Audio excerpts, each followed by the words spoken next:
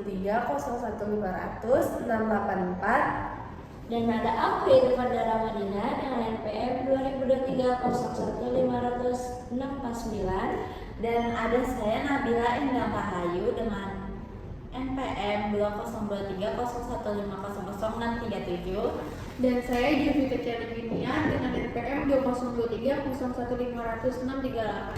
Halo semuanya, kenalin gue Jovita. Gue Nabila. Kembali lagi di podcast Gen Z Bercerita. Gimana kabar kalian semua? Semoga mental aman, hati tenang, dan kota lancar ya. Di sini ada tempat ruang curhatnya para Gen Z yang gak cuma ngomongin drama hidup, tapi juga hal-hal yang penting banget yang paling kalian sering lupain. Nah, hari ini kita mau bahas sesuatu yang super relevan nih, apalagi buat kita yang hidupnya setengah di dunia nyata dan setengah di dunia online, yaitu privasi konseling dalam digital. Curhat itu hak semua orang, tapi data bocor, tentu saja tidak. Jadi sambil santai, kalian harus tarik nafas dulu, ambil posisi yang paling nyaman, dan yuk kita kupas bareng-bareng kenapa sih privasi itu penting. Sini gue gak cuma sama Nabila aja nih. Nah, tapi di sini juga kita kehadiran tamu yang sangat keren dan kece loh guys, yaitu ada. Hai semuanya, gue El. Senang banget nih bisa ngobrolin topik yang sering banget dianggap remeh, padahal tuh krusial. Halo, dan ada aku Edi Farida. Nah, terima kasih sebelumnya udah excited banget nih bisa bahas privasi di konseling digital yang makin banyak yang dipakai Gen Z gitu. Gue mau nanya deh, menurut lu definisi yang paling gampang banget tentang konfidensial ini itu apa sih? Jadi tuh simpelnya gini ya, kayak apapun yang lu ceritain ke konselor tuh nggak boleh keluar dari ruang konseling.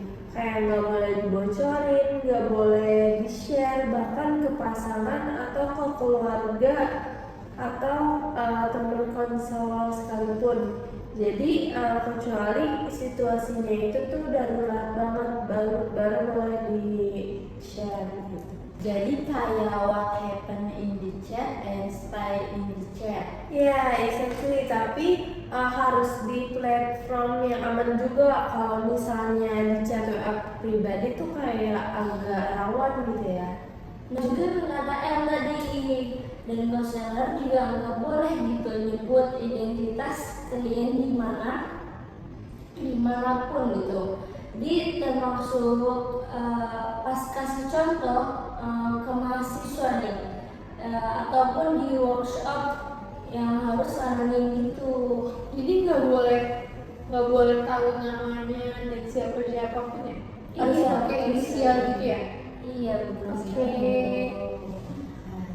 Oke Farida, gimana sih konselor ini menjaga data dan identitas diri kalian di konseling digital? Oke, baik. Yang pertama itu ada konselor wajib pakai platform resmi gitu, jadi jangan asal-asal. Nah, yang kedua itu ada data disimpan harus pakai sistem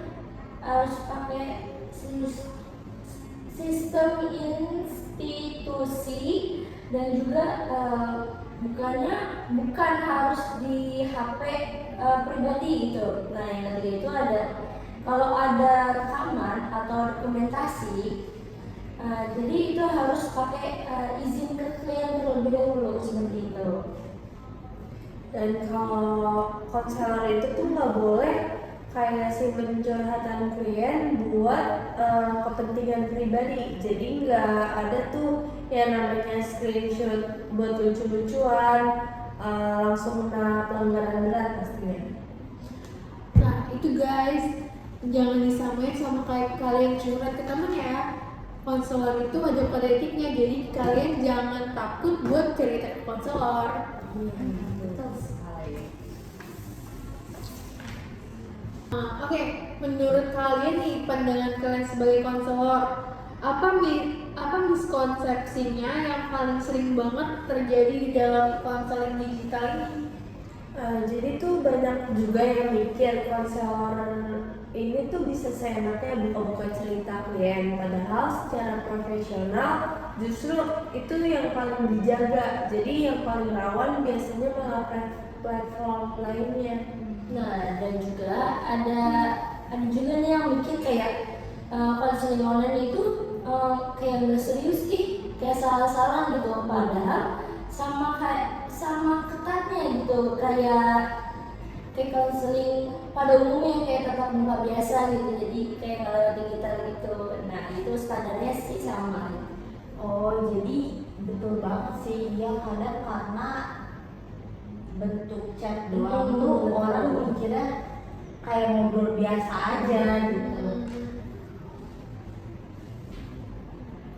Oke, gue mau nanya buat El nih. Ada nggak sih yang menurut lo itu kondisi di mana konselor harus buka privasi si klien tersebut? Ada, tapi beneran sempit banget nih Jo. Jadi misalnya klien yang mau nyakitin diri sendiri atau orang lain, atau ada kekerasan yang serius yang harus ditangani. Tapi itu juga harus ke pihak yang relevan demi keselamatan dirinya sendiri. Oh, jadi nggak boleh asal gitu ya orang itu? Iya. Nah, kalau seandainya kita butuh konselor, harus ke konselor, jangan ke teman. Iya, harus yang kayak yang lebih tahu. Nah betul yang dikatakan El tadi, jadi itu dan bukan semuanya juga detail yang dibocorin gitu, jadi cerita yang dibocorin. Nah terus juga cuma informasi yang dibutuhkan aja gitu. Oke, Ya. oke. Tips dari kalian dong biar klien aman dalam konseling online ini. Oke, baik. Di sini ada 4 tips ya. Kalau menurut saya terutama. Nah, itu yang pertama itu kita pilih platform resminya, dan yang kedua itu ada cek latar belakang terlebih dahulu nih. Konselornya siapa? Ya gitu, cari itu identitas konselor itu tersebut. Nah yang ketiga itu ada pakai device sendiri gitu. Nah yang keempat ada cari ruangan yang privat dan aman, seperti itu. Kalau tambahan dari gue nih, jangan share rekaman atau chat sesi ke orang lain. Terus kalau nggak paham soal privasi, jangan malu buat tanya, karena kan malu bertanya saat di jalan ya. Terus jangan juga tag konselor di medsos setelah sesi, itu tuh ngurangin privasi sendiri. Oh iya sih, kadang orang tuh suka bikin story nih, terus captionnya habis konseling nih hari ini gitu banget gitu. Terus habis itu dia nge-tag konselornya, guys, padahal itu bahaya banget loh buat privasi diri kalian sendiri. Ingat guys, tidak semua harus diposting ya. Protect your place. Gue mau nanya nih buat Farida, lo pernah nggak sih nemuin klien selama lo jadi konselor kayak klien itu susah banget buat cerita, lo harus ngegali masalah dia? Lo pernah nggak sih nemuin kayak gitu? Oke, pernah ya. Pernah dibilang pernah sih ya, pernah pastinya ya. Semua konselor juga pastinya ngalamin seperti ini gitu ya. Ada yang anaknya introvert atau extrovert gitu kan. Nah, yang gue alamin itu, gue pernah pada suatu hari itu gue ada orang tuanya datang ke gue nih. Nah dia tuh kayak bertanya-tanya, karena kan gue kan jurusannya BK gitu ya. Nah, orang tuanya tuh nanya, dan gue ya maksudnya bukannya sombong buat ini, tapi gue ngerti paham gitu ilmu kebekaan gitu ya. Nah, orang tuanya nanya ke gue, si anaknya itu apa ya, bisa dibilang dia introvert gitu, sampai nggak mau keluar rumah, nggak mau makan, dia jadi di kamar dia aja gitu, di kamar murung gitu. Nah terus pada suatu hari, jadi gue disuruh datang ke rumahnya buat ngajak ngobrol itu seorang anak itu. Lalu kemudian si anaknya itu tetap nggak mau ngobrol, nggak mau ngomong, nggak tahu apa masalah yang dipendam. Saking apa ya, mungkin saking banyaknya atau saking di apanya gitu ya, nggak ngerti deh. Sampai dibawa ke orang pintar gitu. Nah terus Orangnya masih percaya, berarti orang tuanya masih percaya sama orang pintar dukun kayak gitu ya? enggak, jadi orang tuanya tuh udah gimana ya, udah bingung, udah apa sih, udah patah semangat gitu. Ini bingung anaknya, biar ngomong, biar bicara harus mesti dibawa kemana lagi gitu. Sedangkan padahal iya sama manusia ibarat dari lo ngobrol sama teman dekatnya, tapi yang katanya dari SD itu dia pendiam gitu, murung, sampai dia umurnya kalau nggak salah itu sekitar 25-an, udah hampir mau 30 lah, dan dia belum menikah. Ya seperti itu. Aduh, maaf ya, saya jadi keinget. Nggak apa-apa. Ya Allah, saya mulai Ada tisu, aduh gimana sih? gitu. Terus juga sekarang itu sampai sekarang pun nggak mau keluar rumah, nggak mau diajak ngobrol gitu. Dan ya pada suatu hari dibawa orang pintar, pokoknya digitu-gituin, nggak ngerti itu ya saya. Nah terus habis itu saking ininya tetap nggak mau juga, nggak ada kayak gimana ya, Masih kayak gitu aja gitu ya? nggak ada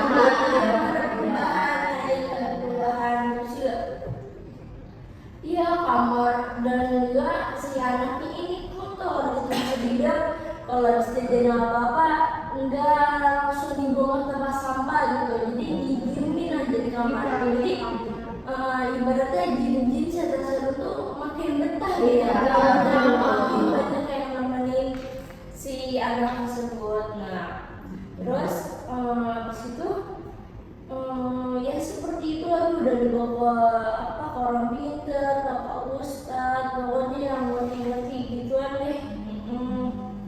Dan saya pun bingung gitu, mau ajak ngobrol seperti apa, cara gimana lagi gitu biar dia mengungkapkan semuanya apa yang dia pendam di dalam hatinya. Ya seperti itu sih. Terus cara lo biar kayak dia ngomong tuh gimana? Lo rayu kah atau lo apa? Nah iya, ada pas itu saya pernah rayu, pas itu gue udah pernah rayu. Rayunya tuh kayak misalnya ngajak jajan kesukaan makanan bisik kan, kita kan suka jajan ini gitu kan, karena nah kebetulan pas gue ngajak jajan si orang itu tetap aja nggak mau gitu, tetap dia ngomong nggak mau sama sekali, ngomong juga paling cuma minta uang gitu, minta duit, maksudnya minta duit pak, minta duit gitu. Dan habis itu ya udah gitu masuk ke rumah lagi, masuk ke kamar lagi gitu sih, jadi susah gitu. Tapi sekarang anak itu udah normal atau masih kayak gitu? Sama aja ya. Sampai sekarang juga masih seperti itu, makanya kita masih menggali apa yang dia simpan di dalam dirinya. Kasian sekali ya. Banget, kasihan banget. Sampai tubuhnya pun ampun kurus banget. Yang ini kan dia ini umur 20-an, 20 ibaratnya udah tua lah ya. Iya, udah Sebagai waktu. waktu. Nah, jadi pas dibawa ke rumah sakit, maksudnya pas dia dalam keadaan kurang sehat, pas dicek imunnya, pas dicek ininya, Tubuhnya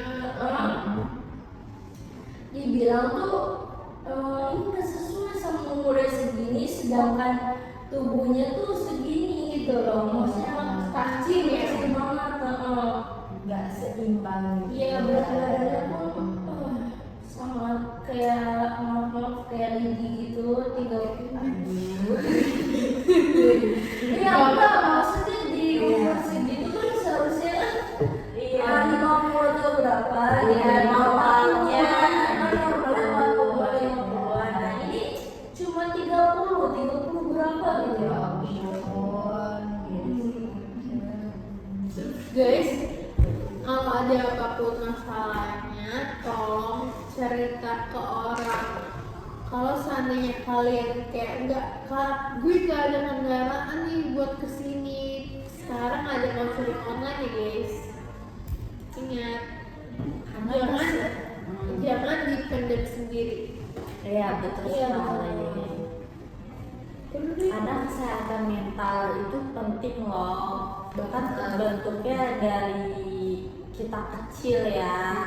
Nah, Jadi kalau seandainya lo nih gue pengen cerita sekarang, tapi mungkin orang tua lo nggak bisa kayak, gue takut malahan jadi diomelin atau diejek sama orang tua sendiri. Lo lebih baik cerita ke orang yang seharusnya. Nantinya lo sebagai klien tuh harus cerita ke konselor atau ke psikolog, itu terserah lo. Kalau bisa sih secara langsung ya, tidak online. Juga orang yang dekat ya. Iya, Bisa harus banget orang yang lo kenal. Jangan jadi asal percaya benar. Iya. betul sekali. jangan asal cerita ke siapapun tentang masalah diri lo. Karena privasi itu segalanya. Betul. Kayak gue mau nanya nih ke El, kan dia itu dijelasin kan harus punya device sendiri kalau seandainya mau konseling online ini. Kalau seandainya orang itu dalam keadaan nggak mampu, terus kayak udah kurang duit lah, dia udah bingung banget gimana, dia harus kan kalau seandainya kita konseling langsung kan harus perlu ongkos juga nih. Gimana sih kalau seandainya konseling online tapi nggak pakai HP sendiri? Bisa ini sih kan di sini tuh ada fitur buat melindungi privasi kalau terpaksa pakai device orang lain. Itu tuh ada namanya fitur incognito atau hapus riwayat. Jadi orang itu tuh bisa minjem device orang lain yang sekiranya terpercaya gitu. Jadi bisa buat sesi konseling online itu, terus bisa di device orang itu bisa pakai aplikasi yang punya auto delete chat. Jadi nanti kan yang orang punya device itu nggak bisa ngeliat ponsel kita tuh gimana. Jadi kalau seandainya nih, gue mau konseling, misalnya contohnya gue ya, gue mau konseling terus gue nggak punya HP, dalam keadaan gue nggak punya HP, gue mau pinjam HP orang tua gue nih. Masalah yang timbul dari gue pinjam HP orang lain itu gimana? Sebenarnya ada sih ya beberapa kayak privasinya itu tuh jadi rentan. Kayak kalau misalnya pakai HP atau atau device orang lain tuh ada resiko dari chat, rekaman atau catatan konseling tuh bisa kebaca sama orang lain tersebut. Terus kayak kurang nyaman gitu nggak sih, kayak kalau lagi cerita ke klien mungkin sungkan atau takut ada yang dengar di sekitar gitu. Nah, terus kayak keterbatasan waktu juga sama akses, jadi itu kayak harus nyesuaiin sama pengguna device pemiliknya gitu, sama ketergantungan sama orang lain. Jadi kayak kapan mau konseling, kapan mau dilaksanakan konseling tuh harus nunggu device yang minjemin ke kita. Oh iya, jadi kayak kalau seandainya tadi waktunya kurang waktu, misalnya kita butuh 2 jam, sedangkan HP cuma bisa sejam gitu, kayak kurang ya. Terus kalau seandainya yang terakhir itu kan tadi bilangnya apa tadi? Kayak ketergantungan. Jadi kalau seandainya orangnya pergi, kita nggak bisa konseling kan? Paham. Susah gitu sih. Jadi menurut kalian berdua nih, Gen Z itu kebanyakan kalau dia ada masalah itu kebanyakan dipendam sendiri atau dia ke psikolog atau konseling gitu. Kalau menurut gue sih ya, kan Gen Z itu kayak serba bisa gitu ya. Misalnya udah, apalagi kan sekarang udah bercanggih gitu kan ya. Nah, ini tuh hidup Gen Z ini generasi yang serba cepat gitu. Karena kan udah komunikasi apa tuh udah canggih gitu ya. Sekarang juga terus juga serba online juga bisa kan, dan serba kelihatan gitu. Dan juga semua orang terlihat bahagia di Instagram, produktif di TikTok, dan sukses jadi kan hidup di generasi yang serba cepat gitu ya, serba online, serba kelihatan gitu. Dan juga semua orang terlihat bahagia gitu di Instagram. Kan apa-apa kan kalau misalnya Gen Z, seorang anak Gen Z itu kayak misalnya sedih apa-apa kan dikit-dikit nge-post, dikit-dikit kayak posting hal-hal yang buat dia puas gitu, bisa Menjiwai dia ya. betul banget ya. Dia bikin SW, bikin atau makan makanan yang kesukaan dia, kita orang dimsum atau memaca gitu Atau seringnya selalu galau. seperti itu.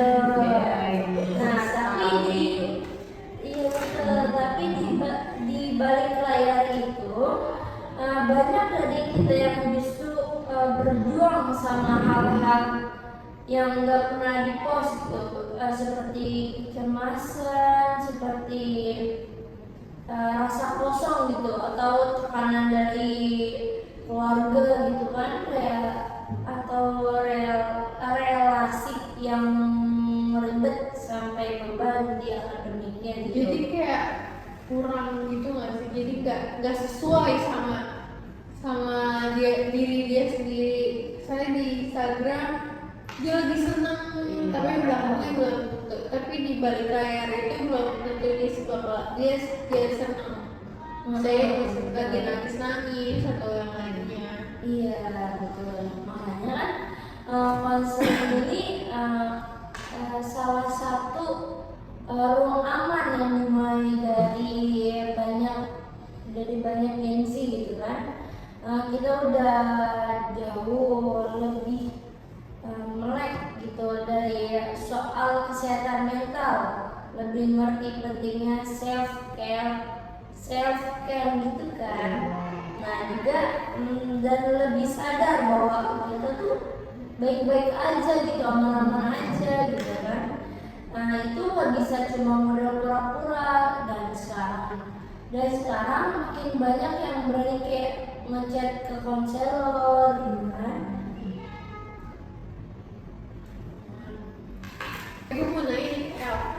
menurut lo kayak kan gak semua orang, gak semua Gen Z ini bakalan cerita ke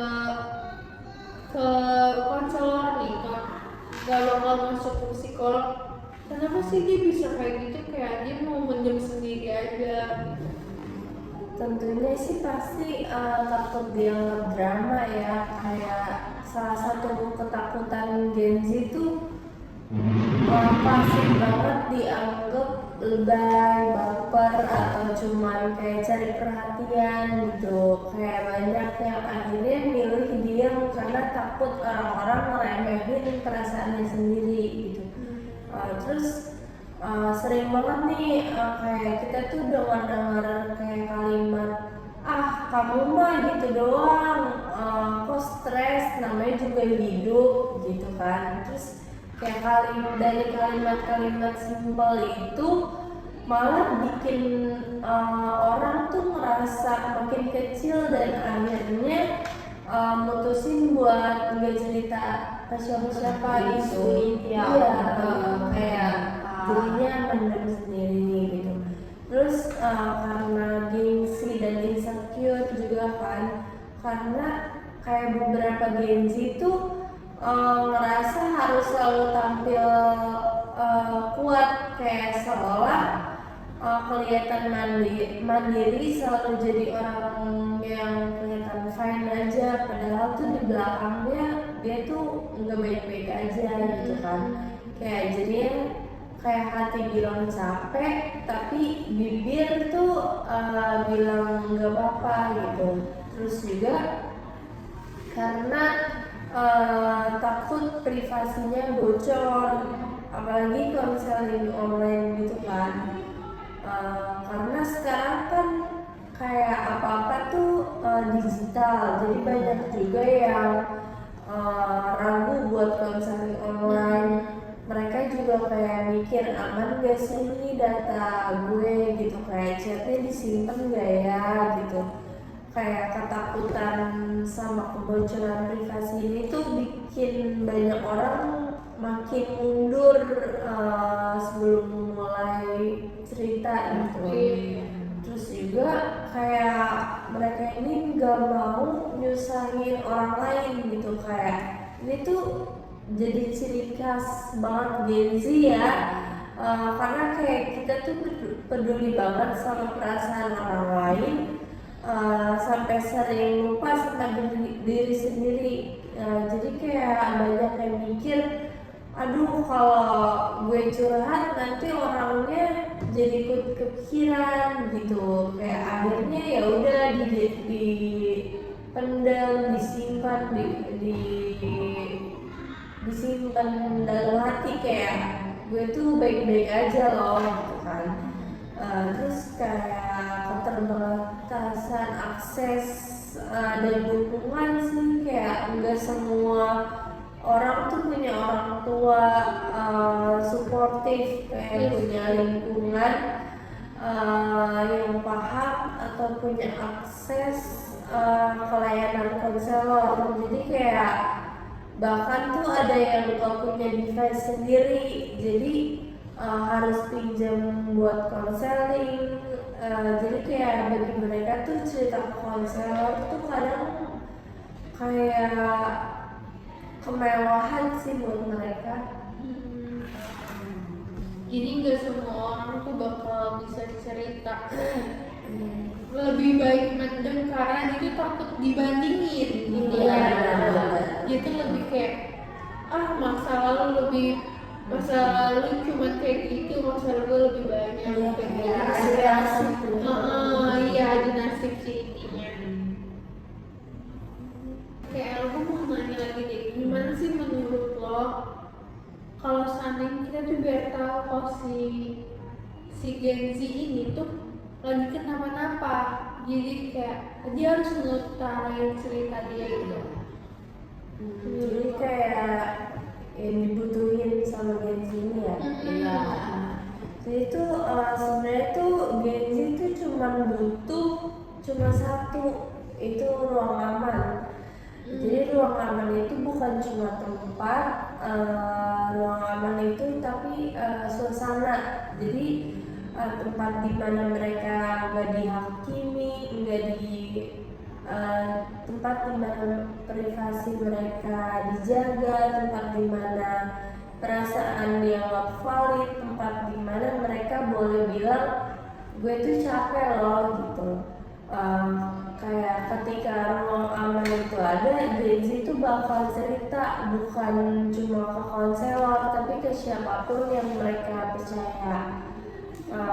Tapi ketika ruang aman itu nggak ada, ya mereka milih buat mendem karena bagi Gen Z itu diam sering dianggap lebih aman gitu daripada harus terluka karena mereka cerita gitu sih. Ya kadang sih gue mau nambahin lagi ya, kadang ada orang yang mending gitu diem daripada gue harus ngasih tau ke orang itu malah nyebarin ke orang lain. Iya, Jadi kayak gue cerita ke lu biar perasaan gue tenang gitu, biar jadi lega gitu. lega lah, semuanya keluar lah.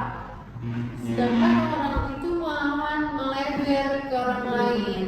Jadi yang ketakutan itu kan, ketakutan Gen Z mungkin itu ya, karena dia butuh rasa aman. Jadi karena dia butuh rasa aman, jadi dia nggak mau cerita karena takut disebar itu. Jadi dia lebih memilih diam ya.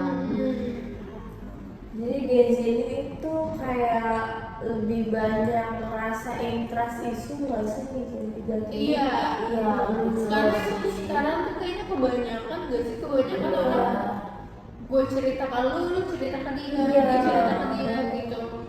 Jadi pasangan satu sekolah aja nih, gue cerita ke lu, terus lu cerita ke gue cerita ke guru cerita ke guru lain cerita ke murid ke murid sampai satu sekolah tahu. Itu kayak ketakutan Gen Z sih. Jadi timbul trust issue tadi. Dan mentalnya pun kayak dia langsung goyang gitu kan. Mentalnya pasti turun sih, lemah banget. Terus kayak pasti ngomong kayak kalau dia takut buat sekolah nggak sih, kalau dia tahu ceritanya disebar kayak gitu, pas diledek ataupun dicemoohin atau apapun itu. Kayak gue mau nanya juga nih kata lo berdua ya, self healing terbaik kalau seandainya kita nggak punya uang, nggak punya duit tuh gimana sih? solusinya. Dengan lagu sih. Iya sih, kalau enggak terus Apa? Kayak jalan-jalan, Kopi kita lagi nggak punya duit. kopinya juga ketemu. Kopinya kita pertama itu terakhir kita. Iya, sekarang mau berbincang-bincang lo dulu.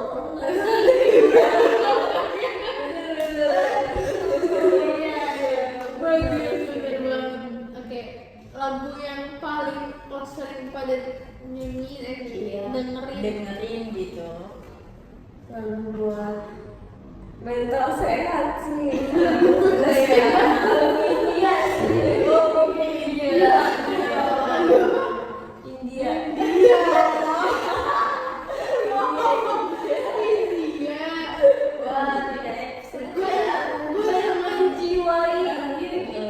gue denger lagu India, bukan India.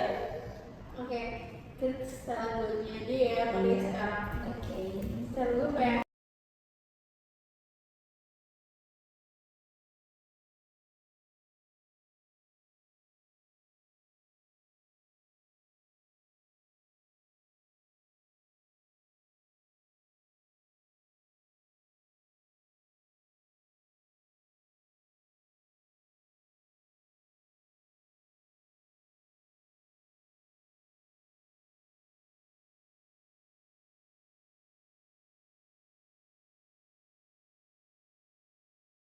Wah, seru banget ya pembahasan hari ini.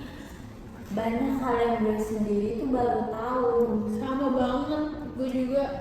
Semoga kalian semua yang dengerin ini makin paham kenapa sih penting banget privasi konseling digital itu. Oke, thank you ya dalam kita berdua nih. Ya, makasih banget nih. Terus semoga juga setelah ini tuh makin banyak yang berani buat konseling tanpa ada rasa takut bocor gitu ya. Nah, oke guys, itu dia episode kali ini, yaitu tentang privasi di konseling digital. Jangan lupa untuk follow, like, comment, and share ke teman-teman kalian. And see you.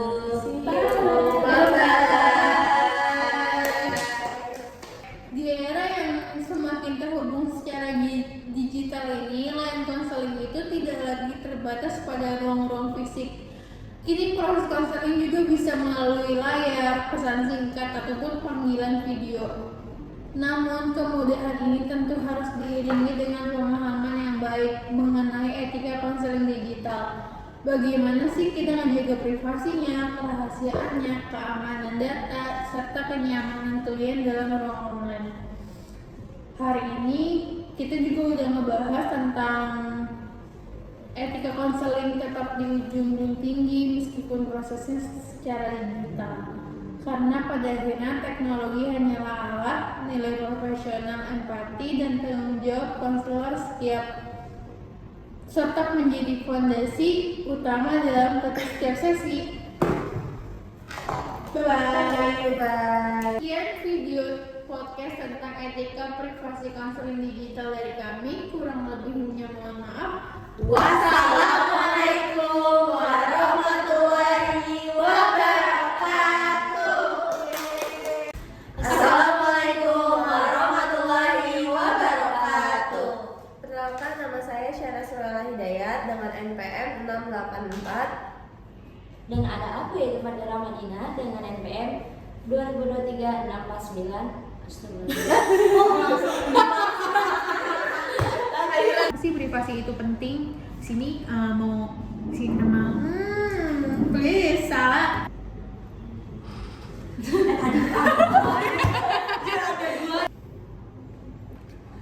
Halo semuanya, gue El. Iya.